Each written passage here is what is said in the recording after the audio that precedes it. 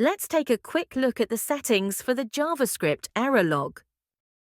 The JavaScript error log offers a number of configurable options to customize which errors are captured by the log, the level of detail recorded, and how long data is retained.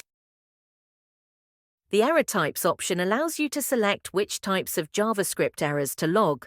The log can capture both JavaScript runtime errors, errors that occur within code while it's being executed, and unhandled promise rejections, a promise that fails, but the error is not caught or handled within the code, for example with a catch block.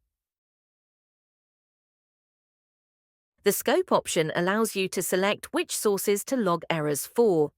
You can select one or more of the following options: WordPress core errors, errors originating from core WordPress files; theme errors, errors originating from WordPress theme files; and plugin errors, errors originating from WordPress plugin files. For theme and plugin errors, the configuration page offers a further option: all themes or plugins, all themes or plugins except selected or selected themes or plugins only. Note that the Logtastic plugin will track the source of JavaScript errors based on the location of the JavaScript file.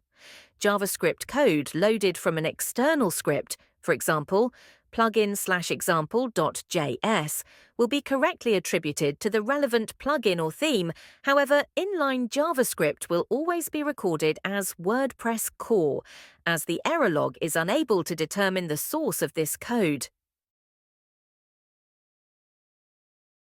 Where possible, the JavaScript error log can attempt to capture a full stack trace for each error occurrence. The stack trace records a list of the functions that were called leading up to an error being generated. This can be a useful tool when debugging errors.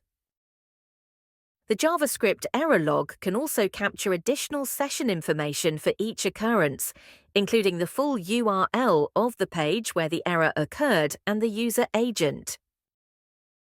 The log retention setting allows you to manage log storage by defining how long captured errors and their occurrences are stored for. The available options are keep records indefinitely, delete records after 30 days, or delete records after 7 days. If you have ignored any errors via the delete and ignore action on the View Error log page, these will be displayed here. If you no longer want to ignore a particular error, you can click the Stop Ignoring button next to that error. Any future occurrences of that error will then be logged.